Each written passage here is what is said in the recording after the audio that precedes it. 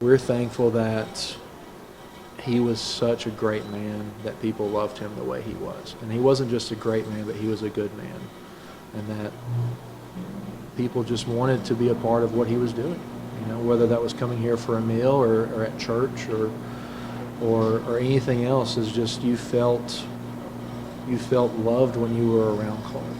In 1965, Clark Shaw's dad started the family business, the Old Country Store. 13 years later, Clark bought 25 acres on the intersection of Interstate 40 and U.S. Highway 45 and opened the Casey Jones Village. He would always say, the store will never be finished. And I think he borrowed that from Disney, talking about Disney World, but the village and the store will never be finished. You know, if we get to the point where we finish, then it's time to do something else. Clark's son, Brooks Shaw, says his dad was teaching him life lessons just from being around him, even when he didn't realize it. My earliest memory of the Old Country Store is trying to climb into this ice cream box over here and almost getting my entire body in the ice cream box to get some ice cream out. While Clark and Brooks made a lot of fun memories, Brooks says his father never failed to stop what he was doing and invest time in their guests. And I would often be the one saying, "Dad, we got to go do this other thing," and he would very gently remind me that what he was doing was more important, and that was creating memories for people. That was creating relationships with people. Brooks says his dad would want them to continue to open and serve guests, and that there is no better way to honor his legacy than to host the 36th annual Christmas Eve breakfast. That was Dad's idea, and it started just as our Christmas gifts community. I mean, we were doing the $3.99 breakfast buffet